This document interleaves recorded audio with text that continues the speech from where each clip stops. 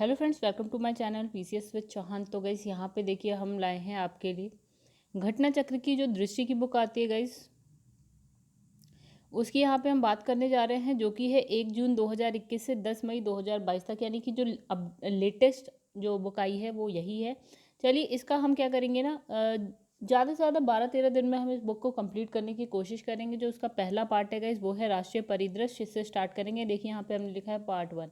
चलिए एक बार हम खोलते हैं बुक, उसके बाद देखते हैं है क्या। तो गाइस यहाँ पे जैसे कि आप देख पा रहे हैं, ये हमारा है इंडेक्स। जैसे हमें पढ़ना क्या क्या है, लाइक यहाँ पे लिखा है राष्ट्रीय परिदृश्य, ये करवाएंगे। विधिक परिदृश्य एंड आगे भी देख लेते हैं हम लोग। ये पूरा का पूरा आपका इंडेक्स है जो इस बुक में है। अंतर्राष्ट्रीय परिदृश्य हो गया, आर्थिक परिदृश्य हो गया, वैज्ञानिक परिदृश्य हो गया, देन उत्तर प्रदेश विशेष हो गया, संक्षिप्तियाँ हो गई, खेल परिदृश्य हो गए। तो गाइस ये हम पूरा का पूरा करवाएंगे। हमारा टारगेट रहेगा कि ये कम से कम 13 दिन या 14 दिन में हम इसको कंप्लीट करवा दें। तो चलिए फर्स्ट से स्टार्ट करते हैं, यानी कि हम स्टार्ट करेंगे राष्ट्रीय परिदृश्य से। तो गाइस यहाँ पे आप देख सकते हैं इसमें क्या क्या है। देश की राजनीतिक, सामाजिक, धार्मिक, शैक्षणिक घटनाओं एवं विभिन्न मंत्रालयों की घटनाओं पर नज़र। तो चलिए फिर स्टार्ट करते हैं। हम स्किप कुछ नहीं करेंगे, हम सारा का सारा कंप्लीट करवाएंगे धीरे धीरे। थोड़ा सा टाइम लग सकता है दोस्तों, बट हम इसे धीरे धीरे कंप्लीट करवाएंगे। तो पहले लिखा है अटल न्यू इंडिया चैलेंज 2.0। चलिए आइए पढ़े यहाँ के। इसमें लिखा है अटल इनोवेशन मिशन भारत सरकार की एक गृहिणी पहल है, जिसका उद्देश्य देश में नवाचार और उद्यमिता की संस्कृति को बढ़ावा देना है। इस पहल को वर्ष 2016 में स्थापित किया गया था। और AIM मतलब गाइस यही है अटल इनोवेशन मिशन के तहत क्या है, अटल टिंकरिंग लैब ATL कार्यक्रम को लॉन्च किया गया। तो ATL देश भर के स्कूलों में स्थापित एक ऐसा क्या है, कार्यस्थल, यानी कि क्या है, वर्क स्पेस है, जहां युवा अपने विचारों को एक आकार दे सकते हैं एवं नवाचार कौशल सीख सकते हैं। चलिए आगे देखते हैं। स्मरणीय तथ्य इसमें देखते हैं। तो लिखा है 28 अप्रैल 2022 को अटल न्यू इंडिया चैलेंज के द्वितीय संस्करण यानी कि ANIC 2.0 के चरण 1 यानी कि फेज 1 को लॉन्च किया गया। तो ज्ञातव्य है कि ANIC 1.0 को वर्ष 2018 में लॉन्च किया गया था। तो अटल न्यू इनोवेशन चैलेंज अटल इनोवेशन मिशन की ही एक क्या है, पहल है। फिर इसमें देखते हैं कुछ पॉइंट्स। तो इसमें लिखा है कि यह पहले का अनुदान आधारित तंत्र के माध्यम से नवोन्मेष को, यानी कि जो आपके इनोवेटर्स होते हैं उनको सहयोग प्रदान करने हेतु लक्षित है, जिससे वे राष्ट्रीय महत्व तथा सामाजिक औचित्य के क्षेत्रों में अत्याधुनिक प्रौद्योगिकियों पर आधारित उत्पादों और जो समाधानों को सृजित कर सके। अब लिखा है ANIC को निम्न 5 मंत्रालयों की भागीदारी से लॉन्च किया गया। कौन कौन से 5 मंत्रालय? जल शक्ति मंत्रालय, रेल मंत्रालय, कृषि एवं किसान कल्याण मंत्रालय, सड़क परिवहन राजमार्ग मंत्रालय, फिर है आवासन एवं शहरी कार्य मंत्रालय। ठीक है, फिर यहाँ पे लिखा है ANIC 2.0 का चरण 1 7 क्षेत्रों में विभक्त 18 चुनौतियों पर आधारित होगा। कौन कौन से वो 7 क्षेत्र? एक हो गया मोबिलिटी हो गया, सड़क परिवहन हो गया, अंतरिक्ष प्रौद्योगिकी एवं अनुप्रयोग यानी कि स्पेस टेक्नोलॉजी एंड एप्लीकेशन हो गया। फिर नेक्स्ट पे आता है, यहाँ लिखा है स्वच्छता प्रौद्योगिकी यानी कि सैनिटाइजेशन टेक्नोलॉजी हो गया, चिकित्सा यंत्र एवं उपकरण हो गया, फिर है अपशिष्ट प्रबंधन एंड कृषि हो गया। फिर यहाँ पे लिखा है अटल इनोवेशन मिशन का विस्तार देख लेते हैं। तो इसमें लिखा है 8 अप्रैल 2022 को केंद्रीय मंत्रिमंडल ने अटल इनोवेशन मिशन यानी कि AIM को मार्च 2023 तक जारी रखने की मंजूरी प्रदान की। तो AIM द्वारा प्राप्त किए जाने वाले अभिष्ट लक्ष्य क्या है?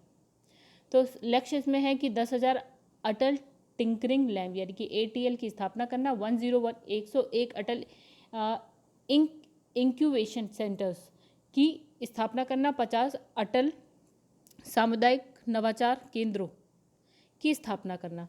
फिर लिखा है अटल न्यू इंडिया चैलेंज के माध्यम से 200 स्टार्टअप्स को सहायता प्रदान करना। अब नेक्स्ट है गाइस, यहाँ पे लिखा है रायसीना संवाद 2022। तो रायसीना संवाद भारत का प्रमुख वार्षिक भू राजनीतिक और भू आर्थिक सम्मेलन है। ये एक बहुपक्षीय सम्मेलन है जो वैश्विक समुदाय के समक्ष उपस्थित चुनौतियों पर विचार का आदान प्रदान करता है। ज्ञातव्य है कि रायसीना संवाद के पहले 6 संस्करण सफलतापूर्वक कौन कौन से वर्ष है? 6 वर्ष है। देखिए 2016, 2017, 18, 19, 20 और 21 में आयोजित हो चुके हैं। अब इसमें कुछ पॉइंट्स देख लेते हैं। तो इसमें लिखा है 25 से 22 25 से 27 अप्रैल 2022 के मध्य रायसीना संवाद 2022 का आयोजन संपन्न हुआ। इस संवाद का ये कौन सा संस्करण था? 7वां। इस वर्ष का संवाद का जो आयोजन है व्यक्तिक प्रारूप इन पर्सन फॉर्मेट में किया गया। फिर वर्ष 2021 में यह संवाद कोविड-19 महामारी के कारण आभासी मतलब क्या वर्चुअल फॉर्मेट में किया गया, मतलब कि लोग आमने सामने नहीं थे, हाँ कंप्यूटर के माध्यम से आमने सामने थे, वर्चुअल फॉर्म में किया गया। आज इसमें लिखा उल्लेखनीय है कि इस कार्यक्रम का जो आयोजन है वो ऑब्जर्वर रिसर्च फाउंडेशन तथा भारत सरकार के विदेश मंत्रालय द्वारा संयुक्त रूप से किया गया। 2022 के संस्करण का जो केंद्रीय विषय यानी कि जो थीम थी वो था टेरा नोवा। तो गाइस देखिए यहाँ पे लिखा है तो यहाँ लिखा है टेरा नोवा इम्पेशेंट एंड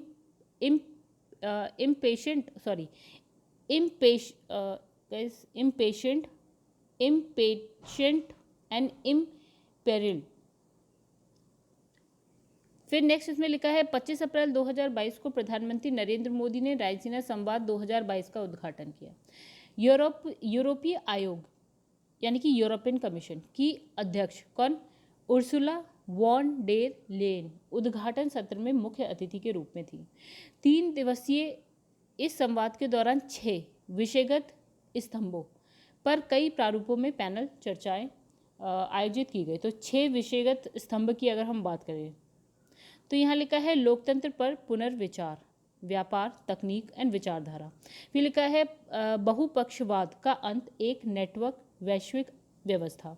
फिर है जल कॉक्स, हिंद प्रशांत क्षेत्र में अशांत ज्वार। फिर है समुदाय इंक, स्वास्थ्य विकास और ग्रहण के लिए प्रथम उत्तरदाता। हरित संक्रमण प्राप्त करना, सामान्य अनिवार्य अलग अलग वास्तविकताएं। फिर है सैमसन बनाम गोलियत, लगातार और अथक तकनीकी युद्ध। चलिए आगे बढ़ते। तो इसमें लिखा है इस वर्ष रायसीना संवाद के पार्श्व कार्यक्रमों का आयोजन बर्लिन और वाशिंगटन डीसी में किया गया। फिर लिखा है इस वर्ष रायसीना संवाद में स्वीडन के पूर्व प्रधानमंत्री कार्ल बिल्ड,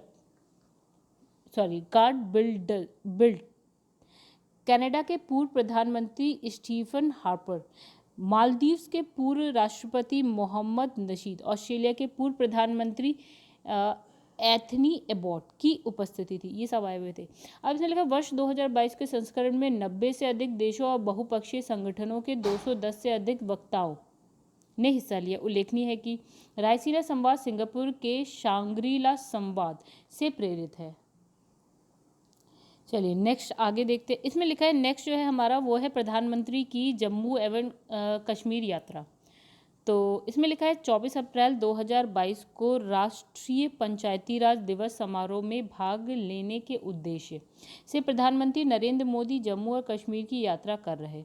तो जम्मू और कश्मीर के सांबा जिले स्थित पल्ली पंचायत से उन्होंने देश भर की ग्रामीण सभाओं को संबोधित किया। इस यात्रा के दौरान उन्होंने लगभग 20,000 करोड़ रुपए लागत वाली विभिन्न विकास पहलों का उद्घाटन और शिलान्यास किया। तो इन दिनों मुंबई में प्रधानमंत्री को भारत रत्न लता मंगेशकर की स्मृति में स्थापित प्रथम लता दीनानाथ मंगेशकर अवार्ड प्रदान किया गया।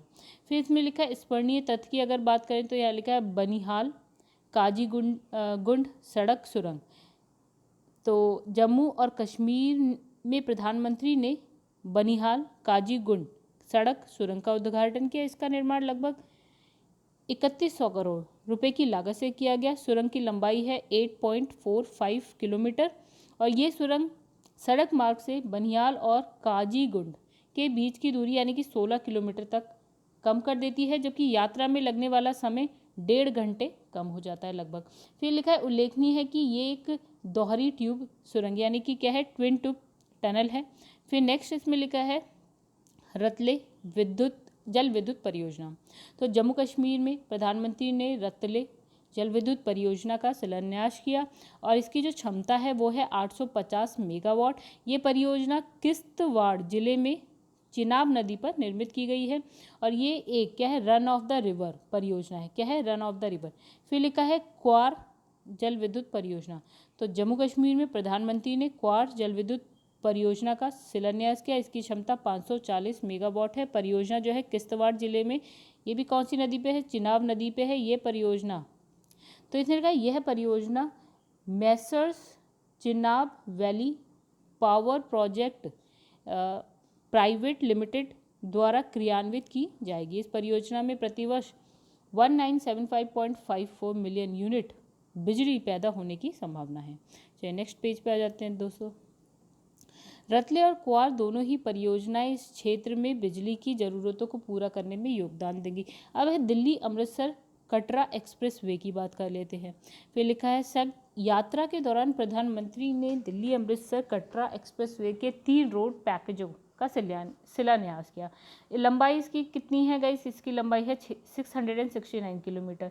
इस एक्सप्रेसवे के माध्यम से दिल्ली से अमृतसर और दिल्ली से कटरा की यात्रा में लगने वाला जो समय है वो हो जाएगा आधा। ये ग्रीन फील्ड एक्सप्रेस वे प्रमुख सिख धर्म स्थलों यथा कहाँ सुल्तानपुर लोधी, फिर है इंदवाल साहिब, फिर है खडूर साहिब, तारन और कटरा स्थित वैष्णो देवी के पवित्र हिंदू मंदिर के आपको क्या है आपस में जोड़ेगा। ये एक्सप्रेसवे हरियाणा, पंजाब, जम्मू और कश्मीर के प्रमुख आर्थिक केंद्रों अंबाला, चंडीगढ़, मोहाली, संगरूर, पटियाला, लुधियाना, जालंधर, कपूरथला, कठुआ और सांबा को भी आपस में जोड़ेगा। फिर इसमें लिखा है अमृत सरोवर। तो यात्रा के दौरान प्रधानमंत्री ने जल निकायों का कायाकल्प सुनिश्चित करने के उद्देश्य से अमृत सरोवर नामक एक नई पहल का शुभारंभ किया। इस पहल का उद्देश्य देश के प्रत्येक जिले में 75 जल निकायों का विकास और क्या है कायाकल्प करना है।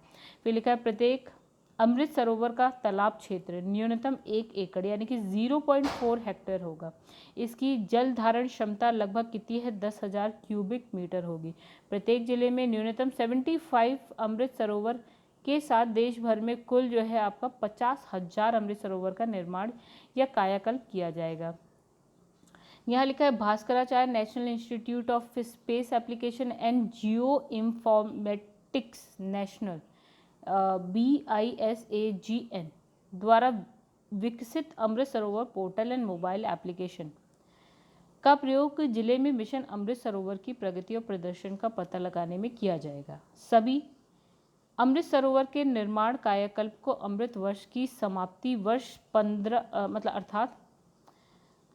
अगस्त 2023 तक पूर्ण करने का लक्ष्य निर्धारित किया गया है। फिर नेक्स्ट है आपका अमृत सरोवर सतह और भूमिगत दोनों पर जल की उपलब्धता को बढ़ाने में महत्वपूर्ण भूमिका निभाएगा। भारत का पहला अमृत सरोवर उत्तर प्रदेश के रामपुर की ग्राम पंचायत पटवाई में बनकर तैयार हुआ।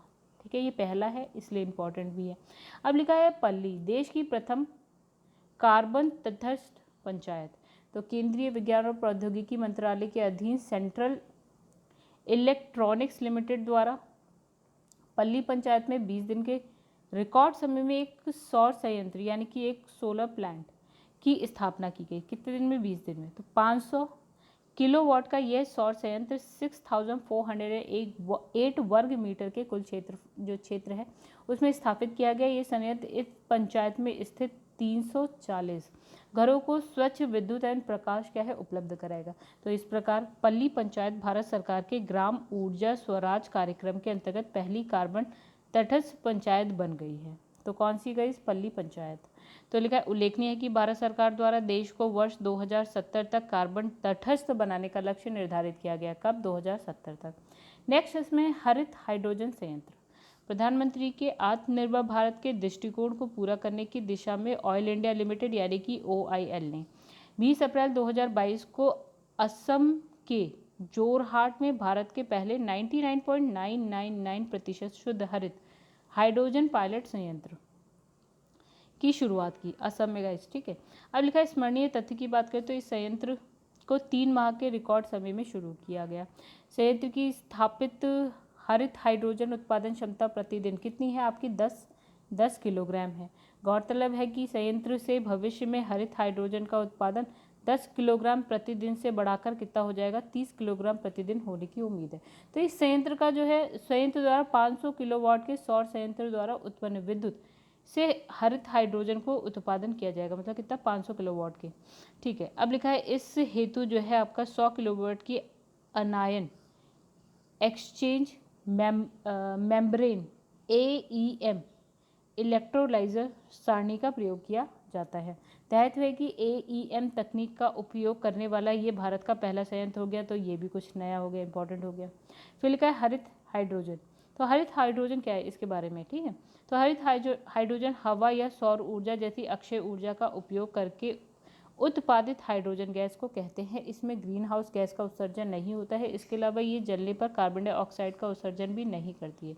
ये जीवाश्म ईंधन का एक क्या है, बेहतर विकल्प है। ठीक है, इसका उपयोग परिवहन, बिजली उत्पादन, औद्योगिक गतिविधियों में ईंधन के रूप में किया जा सकता है। चलिए नेक्स्ट पेज पे आ जाते हैं हम लोग। यहाँ लिखा है स्मार्ट सिटी, स्मार्ट शहरीकरण 2022। स्मार्ट सिटी मिशन SCM एक केंद्र प्रायोजित परिवर्तनकारी मिशन है जिसका उद्देश्य स्मार्ट समाधानों के अनुप्रयोग के माध्यम से अपने नागरिकों को मूल अवसंरचना, स्वच्छ, सतत पर्यावरण आदि उपलब्ध कराने वाले शहरों को बढ़ावा देना है। इसकी शुरुआत प्रधानमंत्री नरेंद्र मोदी द्वारा 25 जून 2015 को की गई थी। 18 से 20 अप्रैल 2022 तक सूरत, गुजरात में स्मार्ट सिटी स्मार्ट शहरीकरण सम्मेलन का आयोजन Surat smart city corporation development limited के साथ मिलकर भारत सरकार के आवासन और शहरी मामले के मंत्रालय द्वारा किया गया। चलिए इसमें कुछ स्मरणीय तथ्य देख लेते हैं। फिर इसमें कार्यक्रम के दौरान शहरी आउटकम संरचना 2022 का विमोचन किया गया। इसमें ईज ऑफ लिविंग, नगर पालिका प्रदर्शन सूचकांक, डाटा परिपक्वता, जलवायु, स्मार्ट शहरों का आकलन ढांचा शामिल है। स्मार्ट सिटी मिशन और विश्व आर्थिक मंच द्वारा शहरी परिवर्तन पर सहयोग के लिए वर्चुअल हब का शुभारंभ किया गया। इसके साथ ही शहरों के लिए एकीकृत डाटा पोर्टल AMPLIFI लॉन्च किया गया। तो कार्यक्रम में इंडिया स्मार्ट सिटी अवार्ड्स प्रतियोगिता 2020 के पुरस्कार विजेताओं को सम्मानित किया गया। फिर यहाँ लिखा है ISAC 2020 में सूरत, गुजरात और इंदौर मध्य प्रदेश को सर्वश्रेष्ठ शहर जबकि उत्तर प्रदेश को सर्वश्रेष्ठ राज्य का पुरस्कार प्रदान किया गया। ISAC 2020 के तहत विजेता शहरों की सूची। तो इसमें लिखा है परियोजना पुरस्कार विषय, ये हो गया परियोजना पुरस्कार विषयवार विजेता, संयुक्त विजेता। तो ऐसे यहाँ लिखा है सामाजिक पहलू की अगर हम बात करें, तिरुपति, भुवनेश्वर, कुमकुरु। फिर है प्रशासन, गवर्नेंस की अगर हम बात करें तो वडोदरा, थाने, भुवनेश्वर। फिर संस्कृति की बात करें तो इंदौर और चंडीगढ़ एंड देन ग्वालियर। फिर शहरी पर्यावरण की बात करें तो भोपाल और चेन्नई एंड तिरुपति। फिर लिखा है स्वच्छता की बात करें तो तिरुपति और इंदौर और सूरत। सेकंड, तिरुपति, इंदौर और सूरत। तो फिर लिखा है अर्थव्यवस्था, पहले इंदौर, फिर तिरुपति और आगरा सेकंड नंबर पे। फिर है निर्मित पर्यावरण, इंदौर, सूरत, फिर है इरौड। जल की बात करें देहरादून व वाराणसी और यहाँ पे सूरत। देखिएगा दूसरे नंबर पे कोई है नहीं, फर्स्ट नंबर पे ही 2 हैं, तो इसे जो है तीसरे नंबर पे कर दिया। ठीक है, फिर लिखा है ICC का सतत बिजनेस मॉडल, अगरतला। शहरी गतिशीलता, औरंगाबाद, सूरत, अहमदाबाद। नवाचार पुरस्कार, नवाचार इंडिया पुरस्कार इंदौर। कोविड नवाचार पुरस्कार कल्याण, डोंबिवली और वाराणसी। कोविड नवाचार पुरस्कार राउंड वाइज विजेता, तो राउंड 1 में चेन्नई, राउंड 3 में बेंगलुरु, राउंड 4 सहारनपुर। फिर है सिटी पुरस्कार, ओवरऑल विजेता की अगर बात करें तो इंदौर एंड सूरत। फिर है राज्य पुरस्कार की Uttar Pradesh first, second Madhya Pradesh, third Tamil Nadu. फिर केंद्र शासित प्रदेश पुरस्कार, तो यहाँ पे हो गया आपका चंडीगढ़। स्मार्ट सिटीज़ लीडरशिप पुरस्कार की बात करें तो first Ahmedabad, second Varanasi, third Ranchi. चलिए अब यहाँ पे है सांबा 100% गोल्डन सेहत कार्ड पंजीकरण वाला पहला जिला बन गया। कौन सा? सांबा। इसमें लिखा है 23 सितंबर 2018 को आयुष्मान भारत प्रधानमंत्री जन आरोग्य योजना को लॉन्च किया गया था। ये सरकार द्वारा वित्त पोषित विश्व की सबसे बड़ी स्वास्थ्य बीमा योजना है। इस तरह अस्पताल में द्वितीयक और तृतीयक स्वास्थ्य सेवा लाभ हेतु प्रतिवर्ष प्रति परिवार 5 लाख रुपए तक का स्वास्थ्य बीमा उपलब्ध कराया जाता है। ये पूर्णतः नगद रहित और कागज रहित योजना है। इस योजना के तहत परिवार के आकार, आयु या लिंग की कोई बाध्यता नहीं है। इस योजना के तहत लाभार्थी परिवार की पहचान वर्ष 2011 की सामाजिक आर्थिक जाति जनगणना के चुनिंदा वंचित और व्यावसायिक मानदंडों के आधार पर की जाती है। स्मरणीय तथ्यों की बात करें तो गाइस इसमें लिखा है कि अप्रैल 2022 में सांबा जिला आयुष्मान भारत प्रधानमंत्री जन आरोग्य योजना सेहत योजना के तहत 100% परिवारों को आच्छादित करने वाला क्या है, देश का पहला जिला बन गया। ज्ञातव्य है कि सांबा जिला केंद्र शासित प्रदेश जम्मू कश्मीर के जम्मू डिस्ट्रिक्ट में स्थित है। तो सांबा जिला ने यह उपलब्धि राज्य स्वास्थ्य एजेंसी द्वारा जम्मू कश्मीर के सभी जिलों में 11 से 21 अप्रैल 2022 तक के मध्य आयोजित गोल्डन कार्ड पंजीकरण अभियान के दौरान प्राप्त की। सांबा जिले में निवासित प्रत्येक परिवार अब जो है ABPMJAY सेहत योजना के अंतर्गत आच्छादित हो गया है। तो इस प्रकार सांबा जो है 100% गोल्डन सेहत कार्ड पंजीकरण वाला देश का पहला जिला बन गया है। नेक्स्ट है आपका आंध्र प्रदेश में 13 नए जिलों की बात करते हैं। हाल ही में आंध्र प्रदेश सरकार द्वारा आंध्र प्रदेश जिला गठन अधिनियम 1974 के तहत एक मसौदा अधिसूचना जारी की गई थी, जिसमें शहर के निवर्तमान 13 जिलों को पुनर्गठित कर जिलों की संख्या को दो गुनी यानी कि 26 करने का प्रावधान किया गया। तो नए जिलों का सृजन का निर्णय सरकार में बेहतर प्रशासन और विकास के उद्देश्य से लिया गया था। तो स्मरणीय तथ्यों की बात करें तो 4 अप्रैल 2022 को आंध्र प्रदेश के मुख्यमंत्री द्वारा राज्य में 13 नए जिलों का उद्घाटन किया गया। तो नए जिलों के उद्घाटन के पश्चात राज्य में जिलों की कुल संख्या 13 से बढ़कर कितनी हो गई, आपकी 26 हो गई। तो राज्य में लोकसभा निर्वाचन क्षेत्र की संख्या कितनी हो गई, 25 होगी। नव उद्घाटित 13 जिले निम्न हैं। आइए देखें कौन कौन से। तो एक हो गया आपका पार्वतीपुरम मान्यम, फिर है अल्लूरी सीताराम राजू, फिर है अनाकपल्ली, काकीनाडा, कोनसीमा, एलुरू, NTR, पलनाडु, बापतला, फिर है नंदयाला। चलिए आगे देखते हैं। हाँ, फिर है अन्नामया, श्री बालाजी, श्री सत्साई, ये हो गए। आइए प्रत्येक जिले एक लोकसभा निर्वाचित क्षेत्र में सटा हुआ है।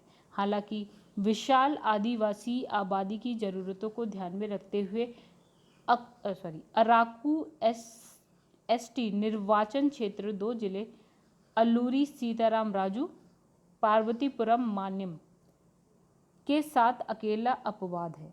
फिर जनगणना 2011 के अनुसार प्रत्येक जिले में लोगों की औसत संख्या 38.15 लाख या नए जिलों के गठन के पहले थी। ठीक है, 13 नए जिलों के गठन के पश्चात ये संख्या घटकर 19.07 लाख प्रति जिला हो गई। चलिए नेक्स्ट पे आते हैं। नागालैंड पहुंच जाते गए। तो नागालैंड देश की पहली कागज रहित विधानसभा हो गई। राष्ट्रीय ई-विधान एप्लीकेशन डिजिटल विधानसभाओं को मूर्त रूप देने के लिए एक मिशन मोड परियोजना है। इसका उद्देश्य देश की सभी विधानसभाओं की कार्रवाई को कागज रहित बनाना है। इस एप्लीकेशन का विकास एक देश एक एप्लीकेशन की परिकल्पना पर आधारित है। स्मरणीय तथ्य में बात करें तो 19 मार्च 2022 को नागालैंड विधानसभा पूरी तरह कागज रहित होने वाली भारत की पहली विधानसभा बन गई। नागालैंड विधानसभा ने यह उपलब्धि राष्ट्रीय ई-विधान एप्लीकेशन नेवा को पूर्णतः लागू कर प्राप्त की है। नागालैंड की 60 सदस्यीय विधानसभा में प्रत्येक टेबल पर एक टैबलेट या ई-बुक को संबद्ध किया गया है। तो इस प्रकार अब नागालैंड विधानसभा के सदस्य सदन की कार्रवाइयों में भाग लेने के लिए इलेक्ट्रॉनिक उपकरण का प्रयोग कर सकेंगे। भारत सरकार के डिजिटल इंडिया मिशन के अंतर्गत राष्ट्रीय ई-विधान एप्लीकेशन एक ई-प्रशासन परियोजना है। इसका उद्देश्य राज्य विधानसभाओं को कागज रहित ई-विधानसभाओं में परिवर्तित करने के माध्यम से डिजिटल हाउस के दृष्टिकोण को साकार करना है। नेक्स्ट है गाइस, यहाँ पे लिखा है SKOCH state of governance report card 2021। तो है स्कॉच ग्रुप, नई दिल्ली स्थित भारत का एक अग्रणी थिंक टैंक है जो समावेशी विकास के लक्ष्य के साथ सामाजिक आर्थिक मुद्दों से संबंधित क्षेत्र में कार्य करता है। स्टेट ऑफ गवर्नेंस रिपोर्ट इस समूह द्वारा जारी की जाने वाली एक वार्षिक रिपोर्ट है जो भारत के विभिन्न राज्यों में परियोजना आधारित परिणामों का अध्ययन करती है। चलिए स्मरणीय तथ्य देखते हैं। तो 10 मार्च 2022 को स्कॉच समूह द्वारा स्कॉच गवर्नेंस रिपोर्ट कार्ड 2021 जारी किया गया। तो इस रिपोर्ट में राज्य, जिला, नगर निगम स्तर पर विभिन्न परियोजनाओं में प्रदर्शन के अनुसार राज्यों को रैंक प्रदान किए गए हैं। तो राज्यों को 4 श्रेणियां दी गई हैं। एक हो गया स्टार्ट, एक हो गया आपका परफॉर्मर, एक हो गया आपका कैचिंग अप और एक हो गया अदर स्टेट में विभाजित। इन 4 श्रेणियों में विभाजित किया गया है। शीर्ष 5 रैंक प्राप्त राज्यों को स्टार्ट के रूप में वर्गीकृत किया गया है। तो आंध्र प्रदेश, वेस्ट बंगाल, उड़ीसा, गुजरात, महाराष्ट्र 2021 में स्टार्ट राज्य हैं। ठीक है। फिर लगातार दूसरे वर्ष आंध्र प्रदेश को फर्स्ट नंबर पे है, शीर्ष स्थान मिला। तेलंगाना, उत्तर प्रदेश, मध्य प्रदेश, असम, हिमाचल प्रदेश क्या है, परफॉर्मर का दर्जा दिया गया इनको। तो वर्ष 2021 में उत्तर प्रदेश 7वें स्थान पर है। ठीक है। तो और 2020 में कौन से स्थान पे था गाइस, 6ठे स्थान पे था। फिर लिखा है कैचिंग अप श्रेणी। तो इसमें है 11 से 15 रैंक में क्रमशः बिहार, हरियाणा, जम्मू कश्मीर, ये है आपका यूनियन टेरिटरी, छत्तीसगढ़ और राजस्थान शामिल है। अब आता है नेक्स्ट 5 राज्यों में विधानसभा चुनाव 2022। ठीक है, अभी जो हुए थे। तो भारतीय संविधान के 6ठे भाग में अनुच्छेद 168 से 212 तक राज्य विधानमंडल के संगठन, उसके गठन, कार्यकाल, प्रक्रियाओं, विशेषाधिकार और शक्तियां आदि का प्रावधान है। आर्टिकल 168 के अनुसार प्रत्येक राज्य का एक विधानमंडल होगा। ठीक है, जो विधानसभा और राज्यपाल से मिलकर बना होगा। ध्यान है कि कुछ राज्यों में विधानसभा और विधान परिषद के साथ द्विसदनीय व्यवस्था भी मौजूद है। इसके साथ ही संविधान में विधानसभा की सदस्य संख्या अधिकतम जो है 500 और न्यूनतम 60 तय की गई है। मतलब मैक्सिमम 500 हो सकते हैं और मिनिमम जो है 60 हो सकते हैं।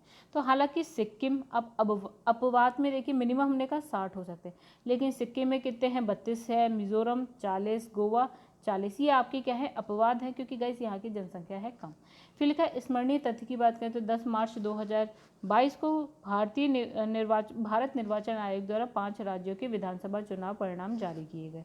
तो 5 राज्यों में कौन कौन थे, पंजाब था, गोवा, उत्तराखंड, मणिपुर एंड उत्तर प्रदेश था। तो पंजाब की बात कर लेते हैं। तो पंजाब में 15वीं पंजाब विधानसभा के कार्यकाल की समाप्ति की तिथि क्या थी, 23 मार्च 2022 थी, जिसके चलते 20 फरवरी 2022 को राज्य में एक चरण में क्या हुआ था, चुनाव संपन्न हुआ था। राज्य में विधानसभा निर्वाचन क्षेत्र की कुल संख्या कितनी थी, 117 थी। गौरतलब है कि राज्य में आम आदमी पार्टी ने जो है 42.01 मत प्रतिशत के साथ जो है आपका 117 में से 92 सीटें हासिल करी थी। 16 मार्च 2022 को भगवंत मान आम आदमी पार्टी के थे, उन्होंने पंजाब के मुख्यमंत्री के रूप में क्या ली, शपथ ग्रहण करी। आम आदमी पार्टी देश की एकमात्र ऐसी क्षेत्रीय पार्टी बन गई जो 2 राज्य संघ शासित प्रदेश यानी कि दिल्ली हो गया जो पहले से ही था और यहाँ हो गया पंजाब में सत्तारूढ़ है। फिर है चुनाव परिणाम की यहाँ पे बात करते हैं। तो चलिए पहले चुनाव परिणाम की बात कर लेते हैं पंजाब के। तो यहाँ पे लिखिए पार्टीज लिखिए, आम आदमी पार्टी, भारतीय राष्ट्रीय कांग्रेस हो गया, शिरोमणि अकाली दल हो गया, भारतीय जनता पार्टी। विजेता सीट इनकी हो गई आम आदमी पार्टी की 92, कांग्रेस की 18, शिरोमणि अकाली दल की 3 एंड भारतीय जनता पार्टी के पास 2। तो मत प्रतिशत में भी देख सकते हैं 42.01 यहाँ पे है, 22.98 यहाँ पे है, 18.38 यहाँ पे, 6.60 सबसे कम अरे गई और भी है बहुजन समाजवादी पार्टी 1 सीट और यहाँ पे है प्रतिशत में बात करें तो 1.77, निर्दलीय 1 है बट यहाँ पे 0 कुछ नहीं दे रखा। यहाँ पे लिखा है गाइस, यहाँ पे गोवा की बात करते हैं। तो गोवा विधानसभा में जो समाप्ति हुई यहाँ पे इलेक्शन की वो हो गई 15 मार्च 2022 को हो गई थी। तो 14 फरवरी 2022 को जो है आपका गोवा में 40 विधानसभा सीटों के लिए चुनाव हुआ था। चुनाव परिणामों के अनुसार जो है भारतीय जनता पार्टी को कितने 33.31% मत मिले थे, सर्वाधिक 20 सीटें मिल गई थी। ठीक है, 40 में से मिल गई थी 20।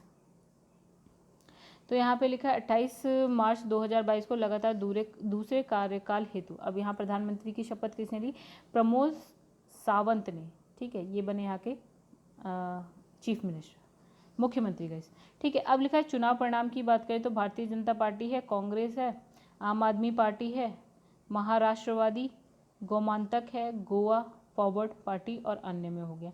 तो देखिए भारतीय जनता पार्टी को 20 मिली और प्रतिशत में बात करते तो 33.31, कांग्रेस को 11 सीट मिली और प्रतिशत में 23.45, आम आदमी पार्टी को 2 सीट मिली 6.8% वोट मिले, महाराष्ट्रवादी गोमांतक को 2 सीट और 7.60 वोट्स लोगों ने वोट करे हैं।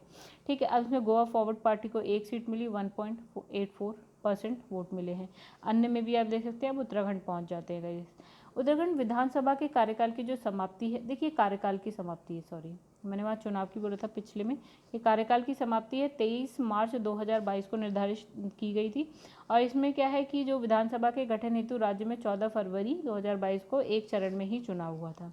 ठीक है, और यहाँ पे इसमें लिखा है विधानसभा निर्वाचित क्षेत्र कितने की जो कुल संख्या है वो कितनी है आपकी 70 है, 70 सीटों पे वोट हो रहे हैं। और इसमें मतलब चुनाव परिणामों के अनुसार जो है भारतीय जनता पार्टी को 70 में से कितनी 47 सीट मिली थी, यानी कि मत प्रतिशत में बात करें तो 44.33 सीट मिली और ये फर्स्ट मतलब जीत गए। अब यहाँ पे मुख्यमंत्री की शपथ किसने ली, 23 मार्च 2022 को पुष्कर सिंह धामी ने ली। चलिए आगे बढ़ते हैं, यहाँ पे भी देख लेते हैं। भारतीय जनता पार्टी 47 सीट्स मिली, राष्ट्रीय कांग्रेस को भारतीय राष्ट्रीय Congress 19 seat, Bahujan Samaj party 2 seat और निर्दलीय 2 सीट, प्रतिशत पे 44.33%। मणिपुर में आ जाते हैं तो गाइस यहाँ पे जो विधानसभा के गठन हेतु जो चुनाव है तो वो 2 फेजेस में हुए थे, एक तो हो गया 28 फरवरी को हुआ था, एक हो गया 5 मार्च को हुआ था। ठीक है, अब पिछली विधानसभा का कार्यकाल कब समाप्त हुआ है, 19 मार्च 2022 को। ठीक है, और कुल कितने सीटों के लिए वोट हुआ है, 60 सीटों के लिए वोट हुआ है, जिसमें भारतीय जनता पार्टी को सबसे ज़्यादा वोट मिले हैं सीट्स मिली हैं 16 में से 32 सीट्स मिली हैं, प्रतिशत में देखें तो 37.83 सीट्स % वोट मिले हैं। अब यहाँ पे लिखा है कि जो यहाँ पे मुख्यमंत्री की शपथ 21 मार्च 2022 को ली और किसने ली, एन बीरेन सिंह ने ली। ठीक है, अब यहाँ पे आ जाते हैं हम पार्टी चुनाव परिणाम देख लेते हैं। तो भारतीय जनता पार्टी 32 सीट्स मिली, 37.83% वोट मिले। National people's party second number पे 7 सीट मिली है, जनता दल यूनाइटेड 6 सीट के साथ, कांग्रेस 5 सीट के साथ, नगा पीपल्स फ्रंट जो है उनको 5 सीट्स मिली है, अन्य में 5 सीट। आते हैं अब उत्तर प्रदेश में, तो उत्तर प्रदेश की जो 18वीं विधानसभा हेतु जो चुनाव है 10 फरवरी से जो है 7 मार्च के बीच 7 चरणों में कंप्लीट हुआ। ठीक है, और 17वीं विधानसभा के कार्यकाल की जो समाप्ति है वो कब हुई है, 14 मई 2022 को हुई है। और कितने सीटों के लिए यहाँ चुनाव हुआ है गाइस, 403 सीट, सबसे ज़्यादा। और इसमें लिखा है जिसमें 84 जो है आपका अनुसूचित जाति यानी कि SC और 2 जो है अनुसूचित जनजाति यानी कि ST के लिए सीट्स आरक्षित थी। ठीक है, अब भारतीय जनता पार्टी को कितने 41.3% जो है वोट मिले हैं। ठीक है, यानी कि 403 सीट में से कितनी सीट्स मिली है, 255 सीट्स। फिर लिखा है शाहीबाबाद निर्वाचन क्षेत्र जो कि उत्तर प्रदेश में है, वहाँ से भारतीय जनता पार्टी यानी कि भाजपा उम्मीदवार कौन, सुनील कुमार शर्मा 2,14,835 मतों के अंतर से जो है सीट जीती। तो ये देश की विधानसभा चुनाव में सबसे बड़े अंतर से जीती गई राष्ट्रीय रिकॉर्ड है, इसलिए ये थोड़ा सा इंपॉर्टेंट है। और इसमें लिखा है हरचंदपुर रायबरेली से राहुल राजपूत 25 वर्ष के हैं, सपा के हैं। ठीक है, और सैदपुर गाजीपुर से अंकित भारती 25 वर्ष के हैं, ये भी सपा के हैं। 18वीं विधानसभा के सबसे युवा विधायक है, मतलब 25 साल के विधायक हैं, छोटे बच्चे हैं। ठीक है, अब लिखा है इसके साथ ही आजमगढ़ जिले की निज़ामाबाद सीट से जीते कौन, आलम बदी जो है 86 वर्ष के हैं, ये सबसे बुजुर्ग हैं। फिर 25 मार्च 2022 को लखनऊ स्थित अटल बिहारी वाजपेयी एकाना स्टेडियम में योगी आदित्यनाथ ने उत्तर प्रदेश के मुख्यमंत्री के रूप में शपथ ग्रहण करी। उत्तर प्रदेश में अपना 5 वर्षीय कार्यकाल पूरा करने के पश्चात पुनः दूसरे कार्यकाल हेतु शपथ ग्रहण करने वाले योगी आदित्यनाथ राज्य के प्रथम मुख्यमंत्री हैं।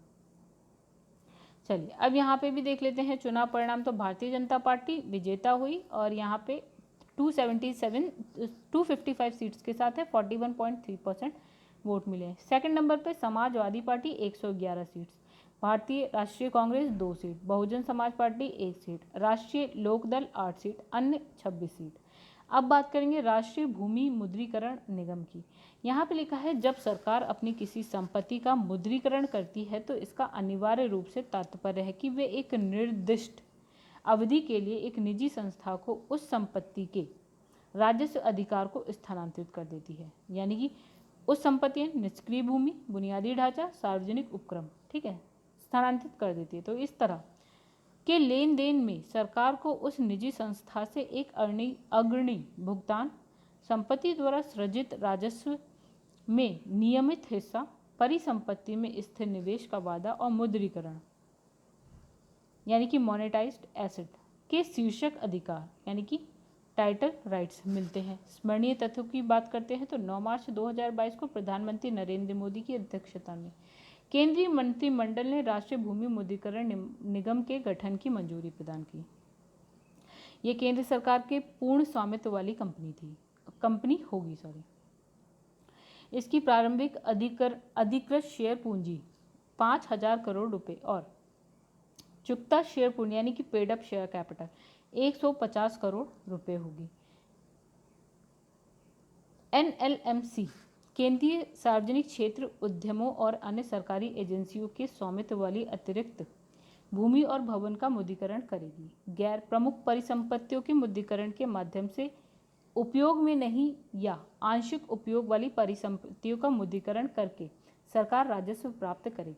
वर्तमान में CPSI के पास बड़ी मात्रा में उपयोग में नहीं या आंशिक उपयोग वाली भूमि और परिसंपत्तियां मौजूद हैं।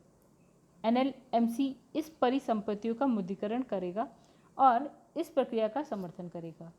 NLMC बंद हो चुके CPSI और ऐसे CPSI को रणनीतिक विनिवेश की प्रक्रिया में है से संबद्ध परिसंपत्तियों का स्वामित्व प्राप्त करेगा, प्रबंधन करेगा, मुद्रीकरण करेगा। NLMC CPSC तथा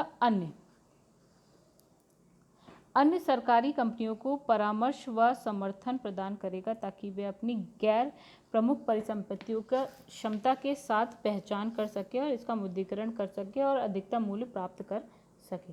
नेक्स्ट इसमें लिखा है सघन मिशन इंद्रधनुष 4.0। लिखा है 25 दिसंबर 2014 को भारत सरकार ने सभी बच्चों और गर्भवती महिलाओं को तीव्रता से संपूर्ण टीकाकरण कवरेज प्रदान करने एवं प्रतिरक्षण कार्यक्रम को मजबूत बनाने के लिए मिशन इंद्रधनुष की शुरुआत की। ज्ञातव्य है कि 8 अक्टूबर 2017 को प्रधानमंत्री नरेंद्र मोदी ने सघन मिशन इंद्रधनुष इंटेंसिफाइड मिशन इंद्रधनुष की शुभारंभ किया। टीकाकरण कार्यक्रम को अधिक सघन और घनीभूत बनाने के उद्देश्य से इससे शुरुआत की गई।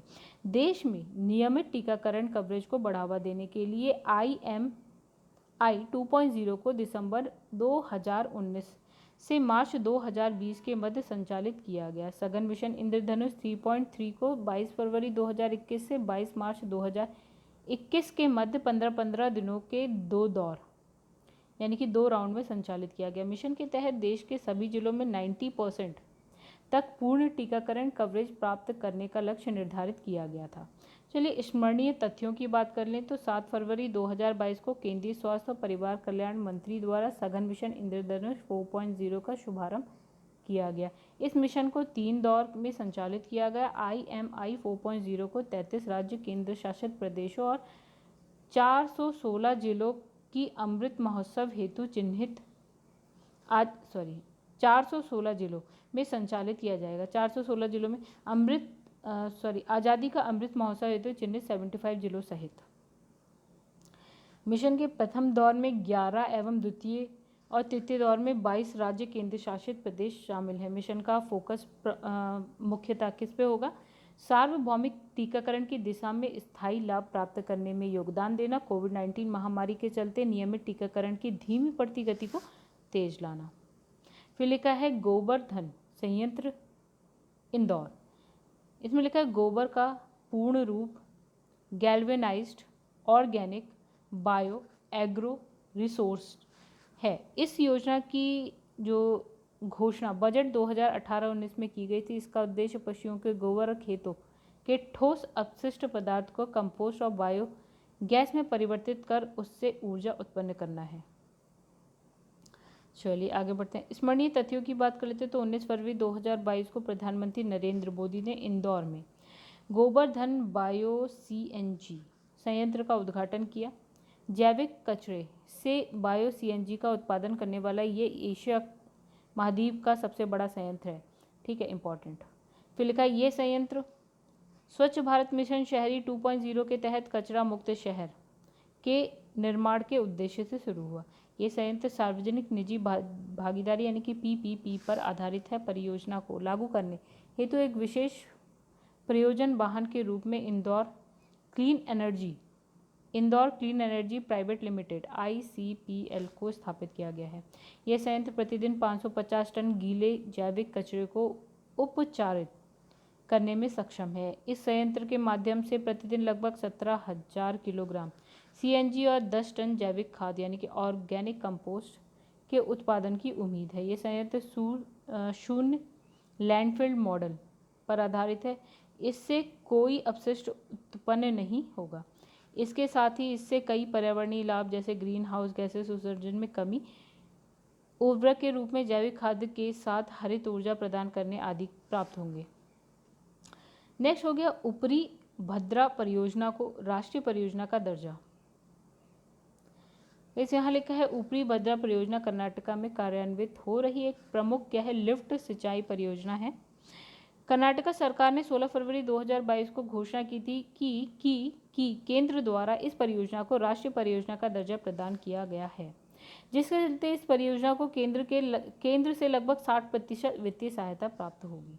स्मरणीय तथ्यों में बात करें तो राष्ट्रीय दर्जा प्राप्त करने वाली कर्नाटक की पहली परियोजना है। इस परियोजना का उद्देश्य चित्रदुर्ग, चकमंगलूर, फिर दावणगेरे, तुमकुरू के सूखाग्रस्त जिले में खरीफ मौसम में स्थायी सिंचाई सुविधा प्रदान करना है। इसके साथ ही सूखाग्रस्त जिले में सूक्ष्म सिंचाई द्वारा 2.25 लाख हेक्टेयर की सीमा तक सिंचाई करने की योजना है। इस परियोजना को 2 चरणों में पूर्ण किया जा रहा है।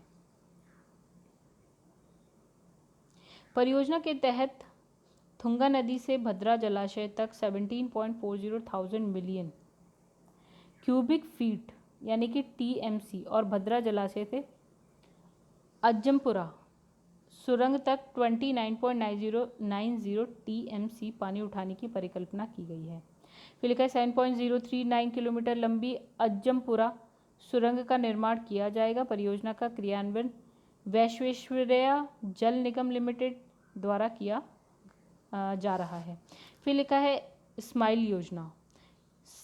तो गैस यहाँ लिखा है कि 12 फरवरी 2022 को नई दिल्ली में स्माइल योजना का लॉन्च किया गया। इस योजना को सामाजिक न्याय और अधिकारिता मंत्रालय द्वारा लॉन्च किया गया। स्माइल का पूर्ण रूप यानी कि इसकी जो फुल फॉर्म है वो क्या है?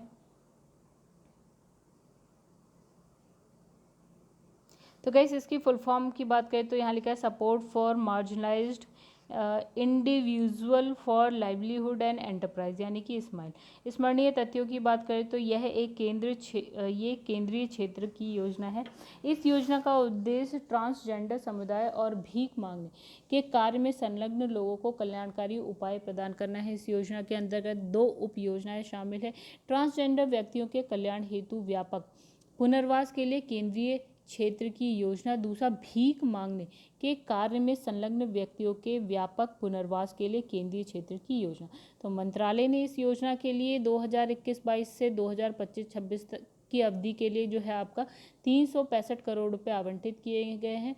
और उसमें लिखा है ट्रांसजेंडर व्यक्तियों के कल्याण के लिए योजना के घटक है। ट्रांसजेंडर छात्रों के लिए छात्रवृत्ति यानी कि स्कॉलरशिप होगी, फिर है कौशल विकास और आजीविका, और फिर है समग्र चिकित्सा देखभाल, गरिमा गृह के रूप में आवास, ट्रांसजेंडर सुरक्षा प्रकोष्ठ का प्रावधान, फिर ई सेवाएं, राष्ट्रीय पोर्टल और हेल्पलाइन व विज्ञापन और अन्य कल्याणकारी उपाय। फिर दूसरा हो गया भीख मांगने के कार्य में संलग्न व्यक्तियों के व्यापक पुनर्वास का फोकस निम्नवत है।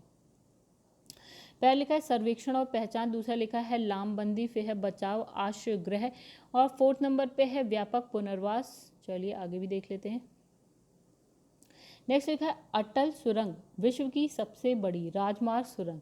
तो गैस यहाँ लिखा है 26 मई 2022 है गैस को 2002 26 मई 2002 को तत्कालिक प्रधानमंत्री अटल बिहारी वाजपेयी ने अटल सुरंग की आधारशिला रखी थी। इस सुरंग का पूर्व नाम क्या था आपका? रोहतांग सुरंग था। 24 दिसंबर 2019 को भूतपूर्व प्रधानमंत्री अटल बिहारी वाजपेयी के सम्मान में इसका नाम अटल टनल रखने का निर्णय किया गया। प्रधानमंत्री नरेंद्र मोदी ने 3 अक्टूबर 2020 को रोहतांग में अटल टनल का उद्घाटन किया। फिर है स्मरणीय तथ्य की बात करते हैं तो 9 फरवरी 2022 को अटल सुरंग को वर्ल्ड बुक ऑफ रिकॉर्ड में शामिल किया गया। वर्ल्ड बुक ऑफ रिकॉर्ड ने इस सुरंग को 10,000 फीट यानी 3,000 मीटर की अधिक ऊंचाई पर निर्मित विश्व की सबसे लंबी राजमार्ग सुरंग यानी कि वर्ल्ड्स लार्जेस्ट हाईवे टनल के रूप में प्रमाणित किया। चलिए यहाँ पे थोड़ा सा जूम हटाते हैं, देखते हैं क्या कहानी है।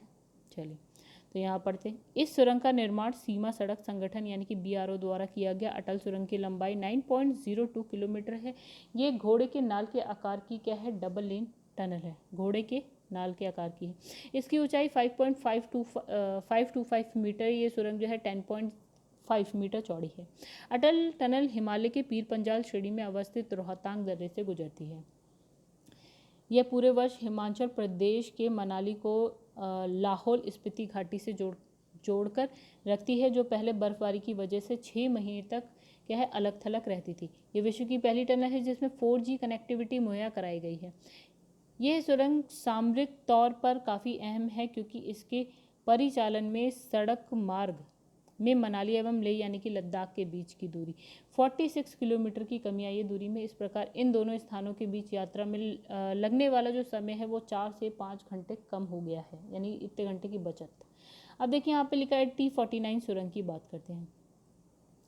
यहाँ लिखा है जम्मू कश्मीर को एक वैकल्पिक विश्वसनीय परिवहन प्रणाली उपलब्ध कराने के उद्देश्य से भारत सरकार ने उधमपुर से बारामूला तक 272 किलोमीटर लंबी रेल लाइन के निर्माण की योजना तैयार की। सेकंड पॉइंट देखिएगा गाइस, यह रेलवे लाइन कश्मीर घाटी को शेष भारत से जोड़ेगी। फिर लिखा है इस रेलवे लाइन का निर्माण Udhampur Srinagar Baramulla rail link project के तहत किया जा रहा है। ठीक है, अब आगे बढ़ते हैं। वर्ष 2002 में इस परियोजना को राष्ट्रीय परियोजना यानी कि नेशनल प्रोजेक्ट घोषित किया गया था। फिर आ जाते हैं उधमपुर से बारामूला तक की दूरी 272 किलोमीटर है जिसे 4 खंडों में विभाजित किया गया। ये रहे आपके 4 खंड। आइए थोड़ा सा इसे छोटा कर लें। अब यहाँ पे देखिए क्या लिखा है, USBRL परियोजना खंड 1 उधमपुर टू कटरा, खंड 2 कटरा से बनिहाल, फिर खंड 3 में बनिहाल काजीगुंड, फिर काजीगुंड से कहाँ से बारामूला, और कुल हो गई आपकी 272।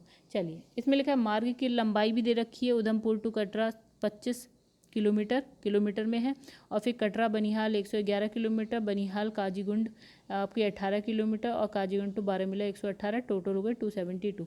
सुरंग की संख्या भी दे रखी है गाइस। यहाँ पे देखिए इस वाले में खंड 1 में है 10, यहाँ 27, 1, 0, टोटल हो गई 38। फिर लिखा है मुख्य सुरंग की लंबाई किलोमीटर में, तो मुख्य सुरंग की लंबाई जो है यहाँ 11 किलोमीटर में। फिर यह कटरा से बनिहाल के बीच में 97.64 किलोमीटर, और यहाँ बनिहाल से काजीगुंड 11.215, टोटल हो गई आपकी 119.85। सबसे लंबी सुरंग किलोमीटर में देखिए यहाँ दे रखी है। खंड 1 में जो है आपकी 3.15 है, यहाँ खंड 2 में 12.75 है, खंड 3 में जो है 11.215 है।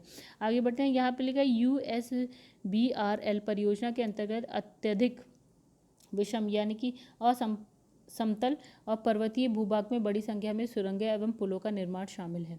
फिर लिखा है संपूर्ण परियोजना के अंतर्गत कुल 38 सुरंगें, ठीक है, संयुक्त लंबाई लगभग जो है आपकी 119 किलोमीटर का निर्माण शामिल है। फिर इसमें से सबसे लंबी सुरंग T49 है जिसकी लंबाई 12.75 किलोमीटर है। यह सुरंग कटरा बनिहाल खंड पर स्थित है और निर्माण पूर्ण होने पर T49 देश की सबसे लंबी परिवहन सुरंग बन जाएगी। वर्तमान में बनिहाल काजीगुंड खंड पर स्थित पीर पंजाल सुरंग भारत की सबसे लंबी परिवहन सुरंग है अभी प्रेजेंट में। पीर पंजाल सुरंग की लंबाई कितनी है आपकी 11.215 किलोमीटर है, और T49 सुरंग का निर्माण जो है NATM new Austrian tunnelling method द्वारा किया गया है। चलिए आगे बढ़ते हैं। यहाँ लिखा है स्टैच्यू ऑफ इक्वालिटी की बात करते हैं। अब चलिए, इसमें लिखा है कि श्री रामानुजाचार्य का जन्म 1017 AD में श्री पेरुम्बदूर तमिलनाडु में हुआ था। वे श्री वैष्णव परंपरा के सर्वाधिक महत्वपूर्ण प्रतिपादकों में से एक हैं। रामानुजाचार्य वेदांत के प्रमुख दार्शनिकों में शामिल है। रामानुजाचार्य ने ही सर्वप्रथम आदि शंकराचार्य के अद्वैतवाद की अवधारणा का खंडन किया था। रामानुजाचार्य ने विशिष्टाद्वैतवाद की अवधारणा को प्रस्तुत किया। विशिष्टाद्वैतवाद में ब्रह्मा और उसकी समस्त कृति, जीव और जगत को सत्य माना गया है। रामानुजाचार्य ने अनेक साहित्यिक ग्रंथों की रचना की है, जिसमें शामिल है वेदांत सार, वेदार्थ संग्रह, गीता भाष्य, श्री वैकुंठ गद्य, वेदांत द्वीप आदि। तो श्री भाष्य रामानुजाचार्य द्वारा रचित सबसे प्रसिद्ध ग्रंथ है। उल्लेखनीय है कि श्री रामानुजाचार्य ने आस्था, जाति और पंथ सहित जीवन के सभी पहलुओं में समानता के विचार यानी कि आइडिया ऑफ इक्वालिटी को बढ़ावा दिया। तो इसी कारण हैदराबाद में स्थित उनकी प्रतिमा को क्या बोला गया? स्टैच्यू ऑफ इक्वालिटी नाम दिया गया। इसमें स्मरणीय तथ्य की बात करें तो 5 फरवरी 2022 को प्रधानमंत्री नरेंद्र मोदी ने स्टैच्यू ऑफ इक्वालिटी को राष्ट्र को समर्पित किया। और स्टैच्यू ऑफ इक्वालिटी 21वीं सदी के महान दार्शनिक, चिंतन और भक्ति संत श्री रामानुजाचार्य की प्रतिमा है। यह प्रतिमा शमशाबाद, हैदराबाद, तेलंगाना स्थित त्रिदंडी चिन्ना जीयर स्वामी आश्रम में स्थापित है। उल्लेखनीय है कि इस प्रतिमा का उद्घाटन 13 दिवसीय श्री रामानुज सहस्त्राब्दी समारोह के दौरान किया गया। यह समारोह श्री रामानुजाचार्य की 1000वीं जयंती के उपलक्ष्य में आयोजित किए जा रहे कार्यक्रम का हिस्सा है। स्टैच्यू ऑफ इक्वालिटी को हिंदी में क्या बोला जाता है? समता मूर्ति का नाम दिया गया है। तो ये प्रतिमा कितनी ऊंची है? आपकी 216 फीट ऊंची। तो ये प्रतिमा 54 फीट ऊंचे आधार भवन पर स्थित है, जिसे हम भद्रवेदी नाम दिया गया है। ठीक है। इस प्रतिमा की परिकल्पना श्री रामानुजाचार्य आश्रम के श्री चिन्ना जीयर स्वामी ने की थी। उल्लेखनीय है कि स्टैच्यू ऑफ इक्वलिटी के अंतर्गत भद्रवेदी, पद्मपीठम, रामानुजाचार्य प्रतिमा और क्या है त्रिदंडम शामिल है। तो यह प्रतिमा पंचलोह 5 धातुओं का संयोजन से निर्मित है। ये 5 धातु कौन कौन सी है? स्वर्ण है, चांदी, तांबा, पीतल और जस्ता। इस स्टैच्यू ऑफ इक्वालिटी के चारों ओर जो है 108 दिव्य देशम नक्काशीदार मंदिर का जो है निर्माण किया गया है। लिखा है चीन स्थित एरोसन कॉरपोरेशन ने लगभग 1600 टुकड़ों में स्टैच्यू ऑफ इक्वालिटी का निर्माण कर इसे भारत भेज दिया। भारत में इन टुकड़ों को असेंबल कर यह पूरी प्रतिमा तैयार की गई। स्टैच्यू ऑफ इक्वालिटी बैठी हुई मुद्रा में विश्व की दूसरी सबसे ऊंची प्रतिमा है। थाईलैंड श्री ग्रेट बुद्धा की बैठी हुई मुद्रा में विश्व की सबसे ऊंची प्रतिमा मानी जाती है और इसकी प्रतिमा की जो ऊंचाई है वो है 302 फीट है। स्टैच्यू ऑफ बिलीफ की अगर हम बात करें तो वर्तमान में राजस्थान के नाथ द्वार में भगवान शिव की 351 फीट ऊंची प्रतिमा का निर्माण किया जा रहा है। ठीक है, इसे स्टैच्यू ऑफ बिलीफ का नाम दिया गया है। ये विश्व में भगवान शिव की सबसे ऊंची प्रतिमा होगी। आगे बढ़ते हैं। स्टैच्यू ऑफ पीस की बात करते हैं तो इसमें लिखा है 16 नवंबर 2020 को प्रधानमंत्री नरेंद्र मोदी ने स्टैच्यू ऑफ पीस का अनावरण किया। ये जैनाचार्य श्री विजय वल्लभ सुरीश्वर जी महाराज की प्रतिमा है और विजय वल्लभ सुरीश्वर जी महाराज की 191वीं जयंती समारोह के उपलक्ष्य में इस प्रतिमा का क्या होगा? अनावरण किया गया। और इस प्रतिमा की ऊंचाई कितनी हो गई? 151 इंच है। प्रतिमा का अष्ट धातु यानी कि 8 धातु से निर्मित है, जिसमें तांबा मुख्य घटक है। ये प्रतिमा पाली राजस्थान के जैतपुरा स्थित विजय वल्लभ साधना केंद्र में स्थापित है। विजय वल्लभ महाराज 1870 से लेकर 1954 में जैन संत के रूप में सादगीपूर्ण जीवन जीते हुए निस्वार्थ भाव से भगवान महावीर के संदेश के प्रसार का कार्य किया करते थे। आज में लिखा है पर्वतमाला परियोजना, तो लिखा है दुर्गम पहाड़ी क्षेत्रों में पर्यटन को बढ़ावा देने के अलावा यात्रियों के लिए संपर्क सुविधा के सुधार करने, भीड़भाड़ वाले शहरों में यातायात को सरल बनाने के उद्देश्य से देश में पहली बार पर्वतमाला परियोजना की शुरुआत की गई। स्मरणीय तथ्यों की बात करें तो केंद्रीय वित्त मंत्री निर्मला सीतारमण ने 2022-23 के लिए केंद्रीय बजट पेश करते हुए पर्वतमाला परियोजना की घोषणा की। यह परियोजना लोक नीति भागीदारी के आधार पर राष्ट्रीय रोपवे विकास कार्यक्रम के तहत शुरू की जाएगी। बजट घोषणा वर्ष 2022-23 के अनुसार 60 किलोमीटर की दूरी के लिए 8 रोपवे परियोजना हेतु संविदा जारी की जाएगी। फिर ये परियोजना वर्तमान में उत्तराखंड, हिमाचल प्रदेश, मणिपुर, जम्मू कश्मीर और अन्य पूर्वोत्तर राज्यों में शुरू की जा रही है। ध्यातव्य है कि वाराणसी में वाराणसी जंक्शन रेलवे स्टेशन से चर्च गोदोलिया चर्च स्क्वायर तक रोपवे का निर्माण किया जा रहा है। गुवाहाटी असम में ब्रह्मपुत्र नदी पर बने गुवाहाटी पैसेंजर रोपवे का उद्घाटन 24 अगस्त 2020 को किया गया था। लगभग 2 किलोमीटर लंबा ये रोपवे किसी नदी पर बना भारत का सबसे लंबा रोपवे है। इंपॉर्टेंट लिखा है कानपुर मेट्रो का शुभारंभ। चलिए, विश्व की पहली मेट्रोपॉलिटन मेट्रो रेलवे सेवा की शुरुआत 1863 में लंदन में हुई थी। भारत में प्रथम मेट्रो रेल नेटवर्क का प्रारंभ वर्ष 1984 में कलकत्ता में हुआ था। हाल ही में मेट्रो रेल का परिचालन प्रारंभ करने वाला कानपुर भारत का नवीनतम शहर बन गया। कानपुर मेट्रो की घोषणा तत्कालीन उत्तर प्रदेश सरकार द्वारा 2016 में की गई थी, जिसका निर्माण कार्य नवंबर 2019 से प्रारंभ हुआ। स्मरणीय तथ्य देख लेते हैं। तो 28 दिसंबर 2021 को प्रधानमंत्री नरेंद्र मोदी ने कानपुर मेट्रो के प्रथम गलियारे यानी कि कॉरिडोर 1 के प्राथमिक खंड का उद्घाटन किया। कानपुर मेट्रो के इस खंड में IIT कानपुर से मोती झील तक मेट्रो रेल का परिचालन किया जाएगा। यह खंड 9 किलोमीटर लंबा है, जिसमें 9 मेट्रो स्टेशन हैं। अब लिखा है कानपुर मेट्रो रेलवे परियोजना की कुल लंबाई 32.4 किलोमीटर है, जिसमें 13 किलोमीटर लंबा रास्ता भूमिगत होगा यानी कि टनल हो अंडरग्राउंड है, राइट। तो इस परियोजना के 2 गलियारे कॉरिडोर्स में विभाजित 2 गलियारे हैं। प्रथम गलियारा IIT कानपुर से नौबस्ता तक, ठीक है। द्वितीय गलियारा चंद्रशेखर आजाद कृषि विश्वविद्यालय से बर्रा 8 तक है। परियोजना के पूर्ण होने की समय सीमा 2024 है यानी कि 5 वर्ष है। फिर लिखा Uttar Pradesh metro rail corporation limited इस परियोजना के लिए नोडल एजेंसी है। प्राथमिक खंड IIT कानपुर से मोती झील के सभी 9 मेट्रो स्टेशन को हरित भवन परिषद की प्लैटिनम रेटिंग से प्रमाणित किया गया है। इस खंड को हरित भवन संहिता के अनुसार विकसित किया गया है, जो इसे पर्यावरण के प्रति सुरक्षित बनाता है। ओके, आगे बढ़ते हैं। तो गाइस, हरित भवन संहिता और मानदंड के कड़े अनुपालन के कारण इसे पर्यावरण प्रबंधन के लिए ISO 14001 प्रमाणन तथा सुरक्षा प्रबंधन के लिए ISO 45001 प्रमाणन से प्रमाणित किया गया है। यह डबल टी गर्डर का उपयोग करने वाला भारत का पहला क्या है आपका मेट्रो रेल नेटवर्क है।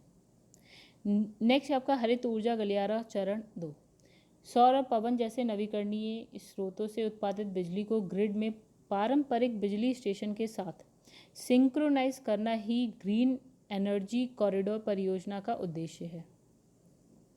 स्मरणीय तथ्य में है 6 जनवरी 2022 को आर्थिक मामलों की मंत्रिमंडलीय समिति ने प्रधानमंत्री की अध्यक्षता में अंतर्राष्ट्रीय पारेषण प्रणाली हेतु ग्रीन ऊर्जा गलियारा चरण 2 योजना को मंजूरी प्रदान की। इस तहत लगभग 10,750 सर्किट किलोमीटर पारेषण लाइन तथा सब स्टेशनों की लंबाई 27,500 मेगावाट एम्पेयर ट्रांसफार्मर क्षमता को अतिरिक्त रूप से जोड़े जाने को मंजूरी दी गई है। तो इस परियोजना से 7 राज्यों में लगभग 20 गीगावाट क्षमता की नवीकरणीय ऊर्जा परियोजनाओं के ग्रिड एकीकरण और बिजली निकासी में मदद मिलेगी।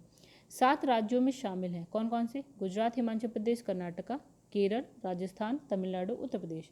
हरित ऊर्जा गलियारा चरण 2 2021-22 से 25-26 की अवधि में कार्यान्वित किया जाएगा। इस योजना से वर्ष 2030 तक 450 गीगावाट स्थापित नवीकरणीय ऊर्जा क्षमता का लक्ष्य प्राप्त करने में मदद मिलेगी। दायित्व है कि वर्ष 2015-16 में अंतर्राष्ट्रीय पारेषण हेतु हरित ऊर्जा गलियारा चरण 1 को मंजूरी प्रदान की गई है। चरण 1 के तहत 8 राज्य कौन कौन से? तमिलनाडु, राजस्थान, कर्नाटका, आंध्र प्रदेश, महाराष्ट्र, गुजरात, हिमाचल प्रदेश, मध्य प्रदेश को शामिल किया गया था।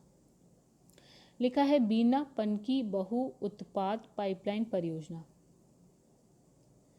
नेक्स्ट लिखा है, यहाँ पे लिखा है पाइपलाइनों के माध्यम से पेट्रोलियम उत्पादों, कच्चे तेल, गैस की ढुलाई को सबसे सस्ता, सबसे सुरक्षित और पर्यावरणीय अनुकूल साधन माना जाता है। पिछले कुछ दशकों में देश में भूमिगत पाइपलाइनों का नेटवर्क बड़े पैमाने पर विकसित हुआ है।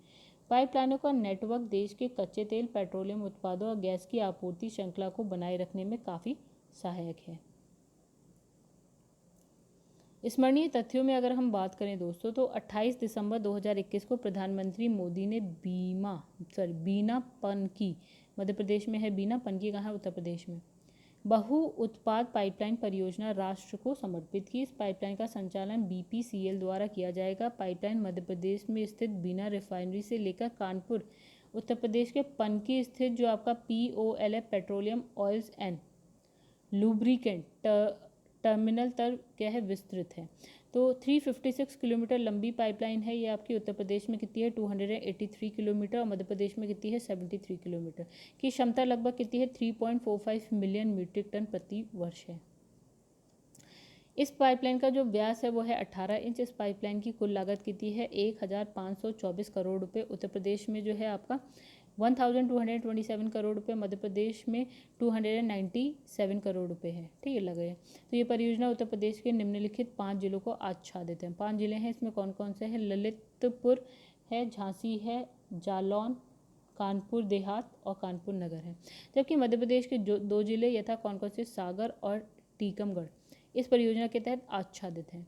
इस पाइपलाइन के माध्यम से बीना रिफाइनरी से उत्पादों की सुरक्षित और सुव्यवस्थित निकासी सुनिश्चित होगी। इस पाइपलाइन के माध्यम से बीना से पनकी तक उत्पादों की ढुलाई में कार्बन उत्सर्जन में लगभग 68% की कटौती होगी।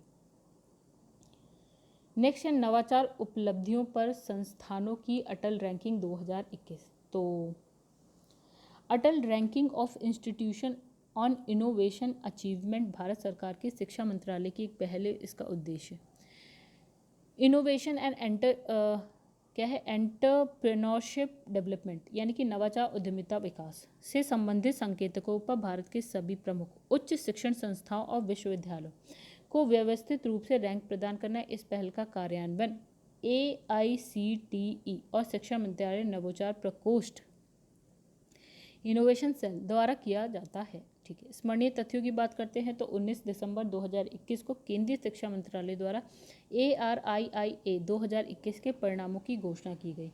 यह ARIIA तृतीय संस्करण है। तो नेक्स्ट इसमें उल्लेखनीय है कि ARIIA के प्रथम संस्करण को अप्रैल 2019, द्वितीय को 2020 अगस्त 2020 में जारी किया गया था।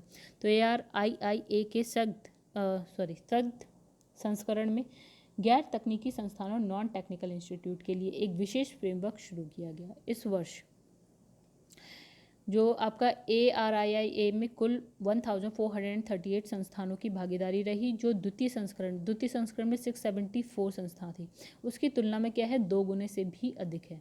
तो गाइस यहाँ पे जो है आपका ARIIA 2021 में भागीदारी संस्थाओं में 2 प्रमुख श्रेणियाँ, एक तो हो गया आपकी तकनीकी, एक हो गई आपकी गैर तकनीकी यानी कि टेक्निकल नॉन टेक्निकल। फिर इसमें लिखा है ARIIA 2021 के अनुसार IIT मद्रास को लगातार 30वें वर्ष जो है भारत की सबसे नवाचारी शिक्षण संस्था का दर्जा मिला। कौन सा? IIT मद्रास। तो इसे जो है CFTI मतलब केंद्रीय वित्त पोषित तकनीकी संस्था, केंद्रीय विश्वविद्यालय, राष्ट्रीय महत्व के संस्थान तकनीकी श्रेणी में रैंक प्रदान की गई है। अब श्रेणीवार उच्च शिक्षण संस्थानों की रैंकिंग की अगर हम यहाँ बात करें तो पहला इसमें लिखा है केंद्रीय वित्त पोषित तकनीकी संस्था, केंद्रीय विश्वविद्यालय, राष्ट्रीय महत्व के संस्थान यानी कि तकनीकी। में जो शीर्ष 5 हैं वो कौन कौन से? तो सबसे पहले हो गया आपका IIT मद्रास हो गया, एक फिर हो गया IIT बॉम्बे, थर्ड नंबर, अच्छा फर्स्ट सेकंड थर्ड, तो IIT मद्रास आपका कहाँ है? तमिलनाडु में। IIT बॉम्बे कहाँ है? महाराष्ट्र में। IIT दिल्ली कहाँ है? दिल्ली में। फिर इसमें लिखा है IIT कानपुर आपका उत्तर प्रदेश में मिल जाएगा, IIT रुड़की आपका उत्तराखंड में मिल जाएगा। फिर इसमें लिखा है राज्य विश्वविद्यालय एवं डीम्ड विश्वविद्यालय, राजकीय और राज्य वित्त पोषित, ठीक है, तकनीकी में शीर्ष 5 की बात कर लेते हैं। तो सबसे पहला पंजाब विश्वविद्यालय आएगा, और कहाँ पे है? पंजाब में। दिल्ली प्रौद्योगिकी विश्वविद्यालय दिल्ली में है आपका। नेताजी सुभाष प्रौद्योगिकी विश्वविद्यालय आपका है दिल्ली में। फिर है चौधरी चरण सिंह हरियाणा कृषि विश्वविद्यालय हरियाणा में है।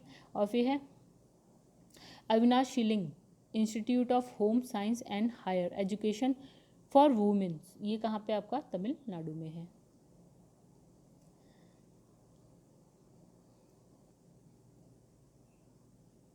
तो गाइस यहाँ पे देखिए नेक्स्ट इसमें थर्ड है राजकीय महाविद्यालय संस्थान, राजकीय और राज्य वित्त पोषित तकनीकी शीर्ष 5 की बात करते हो। अभियांत्रिकी महाविद्यालय पुणे, कहाँ पे? महाराष्ट्र में।